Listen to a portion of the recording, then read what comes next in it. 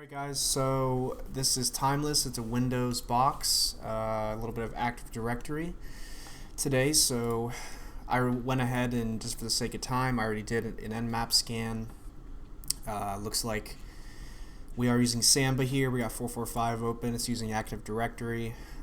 We've got the domain ldap timelapse.htb. Okay, and DC01. So let's list the shares, see if we can enumerate and figure out what's going on here. So what we're going to do is, that's not right. Let's just do this, enter. Okay, so we've got admin C, IPC, net login, sysvol, all pretty standard. The one that's interesting here is shares. That is a custom one. So let's actually try to connect to that. With no paths, because we don't have any credentials right now. They don't give us any credentials to start off, do they? No, they don't. Okay, so yeah, we'll have to do that, and we'll just do this. Cool. It's ls. All right, so we've got some stuff here. If we cd into dev list, we've got a winrm backup, right? We're gonna need this, so you can do get on winrm backup. That'll put it into your directory. I've got it downloaded here as winrm backup. If you take a look inside, it's actually password protected, right? So we're gonna have to do a little bit of cracking.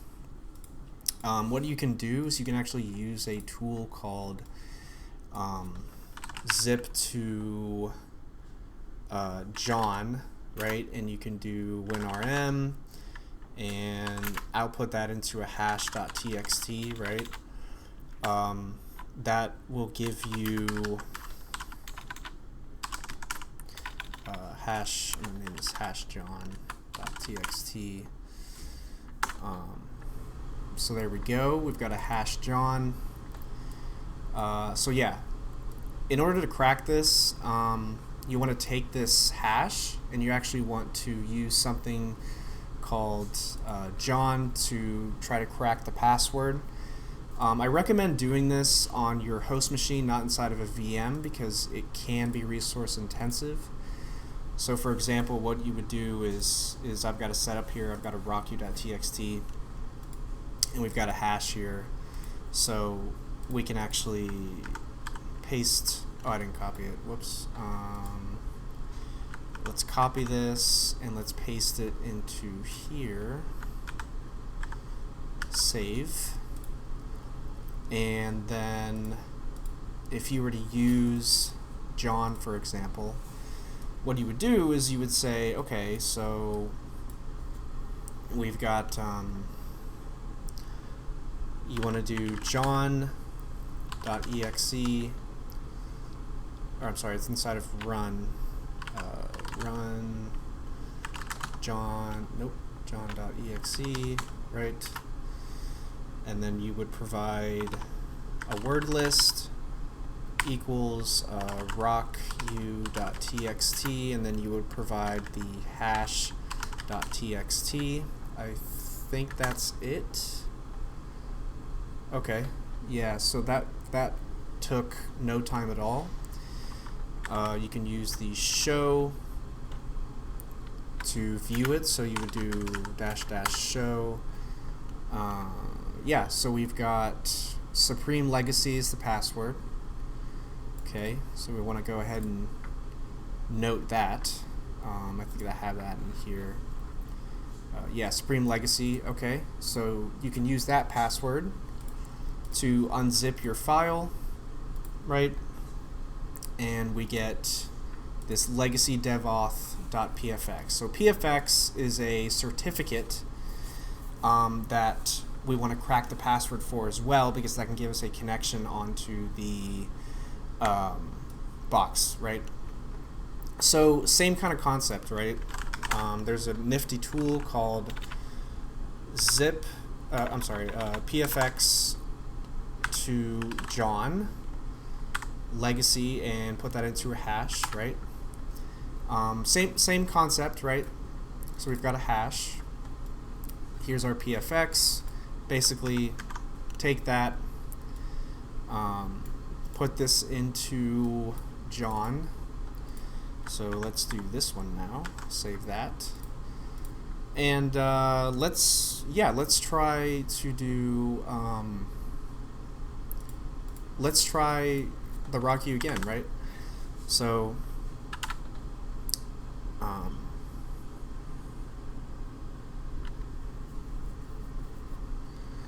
did it actually get it or no? Yeah, it did. Okay. So Thug Legacy, right? That's the password for PFX. In a real life scenario, it's probably not going to be this easy. I mean, sometimes it will be, because sometimes, I mean, people are going to make crappy passwords, so you always got to check. But a really, really awesome word list is RockU 2021. You can download it from GitHub. That if you're having trouble cracking and you're serious about trying to crack something, RockU 2021. Obviously, do it with permission. Don't do anything illegal. Definitely not advocating for that. Thug Legacy. Okay, cool. So let's note that down. Thug Legacy. So that's our password. And then what we want to do is we actually want to extract the cert and the key, right? So to do that, we're going to do OpenSSL. Oops, OpenSSL. We want to do... First, we want to extract the cert, right? So, yeah, we do OpenSSL pkcs12, the in file of legacy dev-auth, cl certs, no keys out cert.pen, right? That'll give us our cert. And that password is going to be... Whoops. Supreme Legacy, right? Okay. Oh no. What happened? It's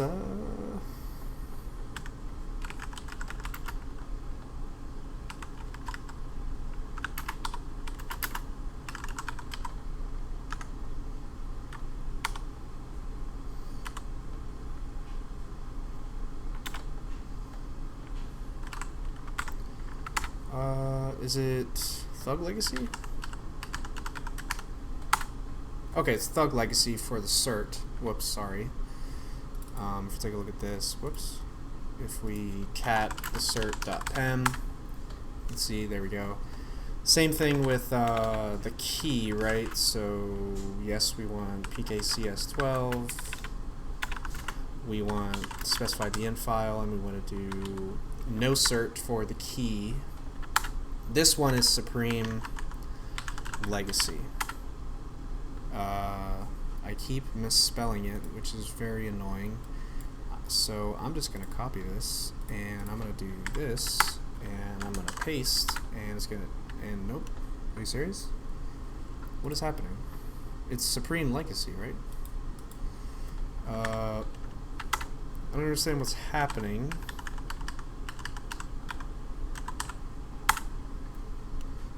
Okay, I don't know what I'm doing wrong, but it is Supreme Legacy, as we could see. So anyways, you should be able to get your key, right?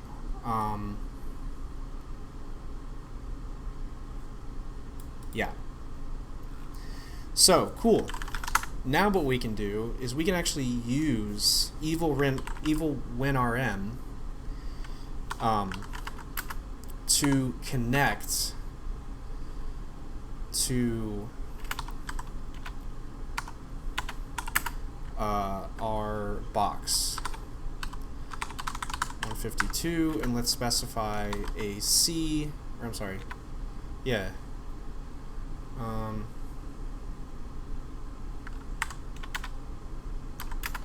specify our C as cert.pem and our dash as key.pem. I don't know if this, I don't think this is right. Oh, it is. Okay. Yeah. So specify your cert and your key. Make sure to do -s for SSL. And yeah. So if we get onto here and we go into our desktop we have the user.txt, right? Sorry, that was my washer. So we got that, right? Okay, so what do we do now? So we've got the user, we want to get onto root, right? So this is when we want to do a little bit more investigation. We don't really have a lot to go off right now. So we're going to use something called bloodhound to actually get the info that we need. So let's exit out of this. What we're going to do is we're going to run bloodhound python. I'm sorry, wait a minute. Actually, we can't do that yet. What we need to do is look at the PowerShell commands. So that is actually going to be located in cd app data, cd roaming, cd Microsoft, cd Windows, cd PowerShell, unls, cd ps read line. Okay, so we've got our console host history. Let's cat console host underscore history.txt. Cool. So if we take a look at this carefully, we're doing some commands here. We've got a convert to secure string, so this is a password right here. We want to note that down, right? Copy that, paste that somewhere in your notes. And this is for the user svc deploy. Okay, cool. Now we can actually get onto that user, right? So let's exit out of this and let's actually do, we're going to change this around a little bit to say I want to do -u, I want to do svc deploy -p, there's our password, connect. Okay, cool. Now we're on svc deploy. Okay, this is not the administrator, right? So if we do a host name dc01 net user, we've got some users on here. There's our legacy that we just were looking at before. We've got svc deploy. We have administrator, right? We want to get onto here, but how? So now we need to do a little more investigation into the how this domain is set up, right? We want to view the relationships in this Active Directory. So let's use something called bloodhound python, and here's the command, right? You can do this right in here. We're going to do bloodhound python provider domain timelapse.htb, which we got from our nmap scan. Of course, the name server IP. We're going to use the credentials for svc deploy, and we're going to get everything and throw it into a zip file, right? I already did that for sake of time. Here it is right here. So now what we can do is we can do sudo bloodhound, I think just that should be fine. Wait for a little bit here for that to start up. Okay, cool. So now, if you haven't used Bloodhound before, basically just go into, oh shoot, I had trouble connecting. Okay, go into administration, and you want to upload your file, and you want to just upload your zip file and let it process. This is what I did right here.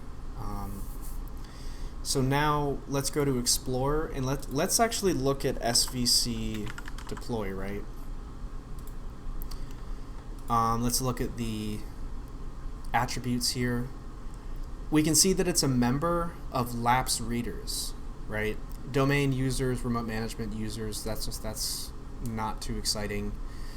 So Lapse readers, right? That actually stands for the local administration password service, I want to say, something like that. But that's interesting to us, right? Because that probably has some administration stuff that we could need, right? So let's click on Lapse Readers. Let's look at the attributes here. Okay. So admin count, nothing, but yeah, so one member SVC deploys. So this is definitely a find, right? And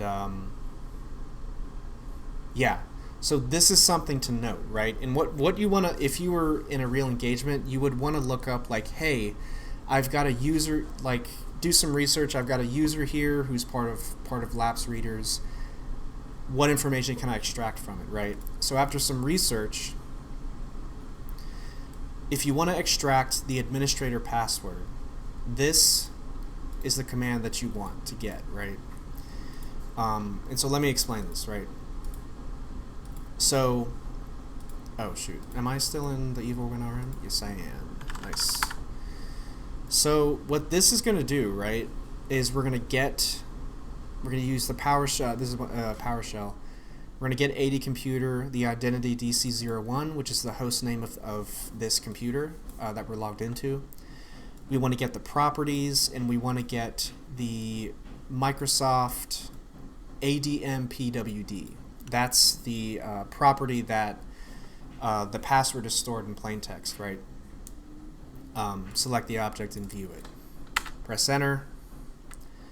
And there is a password in there, so we have a password, right? So we can reasonably assume that this is probably the admin password. Go ahead and note that down.